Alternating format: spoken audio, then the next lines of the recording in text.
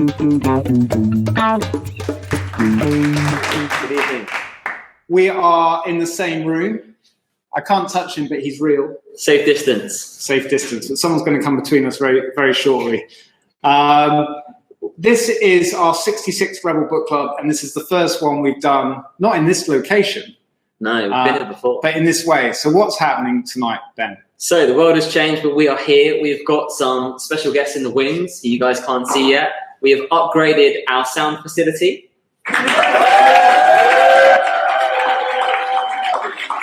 We've got Rachel's here from Arizona, Emily's here, Phil's here, Nathania, Leah, Zach, Emma, Lucy, Sarah, Salma. Another Zach.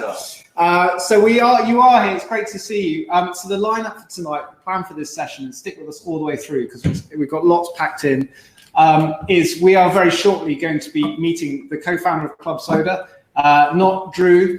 He's disappeared, but Laura, who's going to join us and co-host the session with us tonight as the expert on this topic. But without further ado, we're incredibly excited to welcome co-founder of the wonderful Club Soda, Laura Willoughby. It's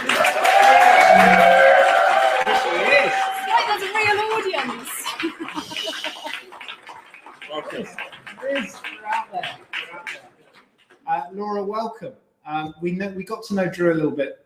I know. 2 weeks ago. Now I have to top that, right?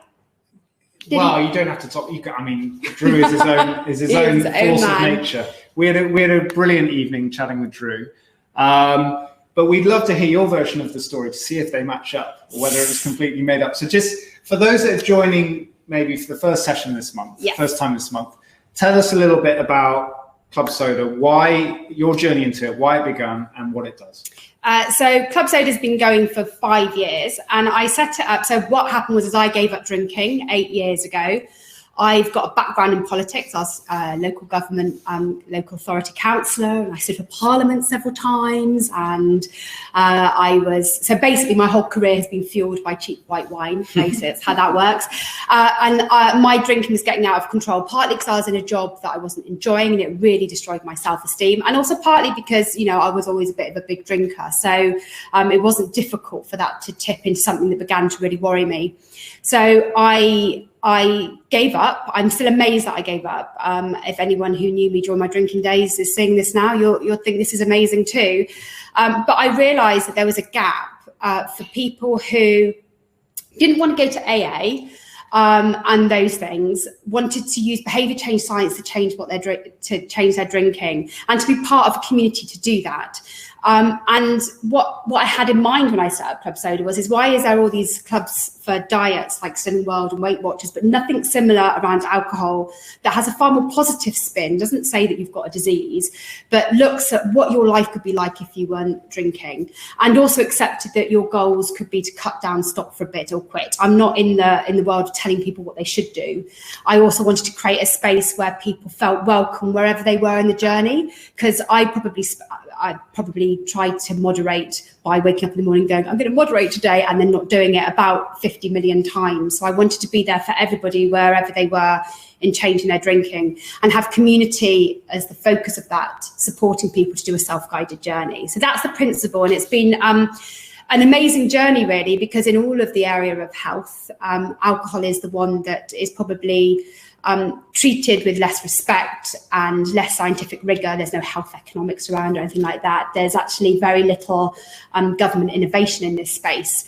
And so I felt we've been pushing the boulder uphill.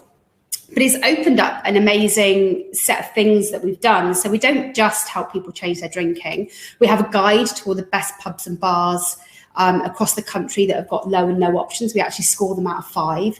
Don't tell them, but it's a way to get them to change their behaviour too.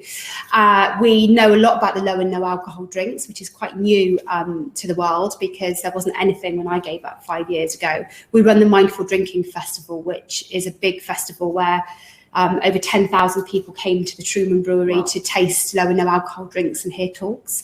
I like to say that I organised not a piss up in a brewery. I feel that very proud of that fact. And then this year we brought it online and made it global. So we did a 4-day, 24-hour day, 4-day festival of talks and workshops and drink demonstrations. So all I can tell you is that things are changing, and changing drinking is now a positive lifestyle choice. So wherever you are in your relationship with alcohol, there are now some real positive role models and people to look at to show that the sky doesn't fall in if you're not drinking. So.